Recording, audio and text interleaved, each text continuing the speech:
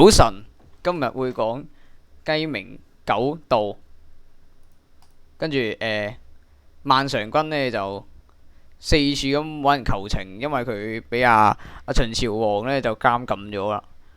之後呢，秦朝王老婆呢就答應咗佢要有一個要求，跟住就話聽講萬常君有一件胡白球，天下無雙，即係得一件啦。如果你可以俾呢件胡白球俾我呢，我就幫你即係放佢出監啦。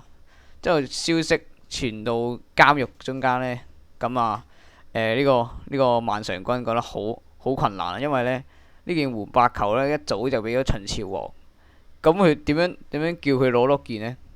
心想就佢就把呢個難處就同嗰啲客門講，跟住佢講緊嗰陣時，隔離坐一個擅長偷嘢嘅人，跟住佢就自告奮勇咁講：我可以攞到一件，我都攞到一件胡白球。咁嗰日佢就扮狗啦，偷偷摸摸、鹹鹹濕濕咁樣黑摸入呢個秦宮，之後就偷咗呢件胡白球啦。跟住秦朝王老婆見到呢個胡白球之後呢，就咁佢就放咗萬常君走啦。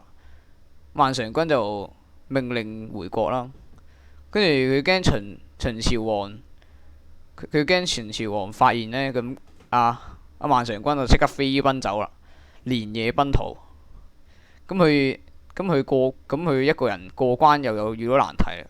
咁根據秦國法例呢，咁個要過關呢，咁佢要等每日雞啼嗰陣時先可以放人。但係佢而家逃緊嗰陣時係，而家逃緊嗰陣時係，而家仲係黑，仲係天黑。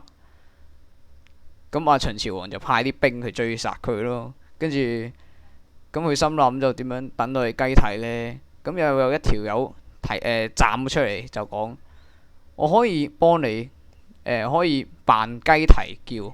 跟住佢就咯咯咯咯咁樣叫，跟住引起城外嘅雞都全部雞啼都叫起來了。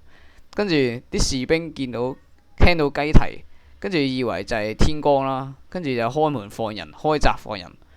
咁萬常君就一個人就走咗秦國啦。嗰啲秦國嗰啲即係嗰啲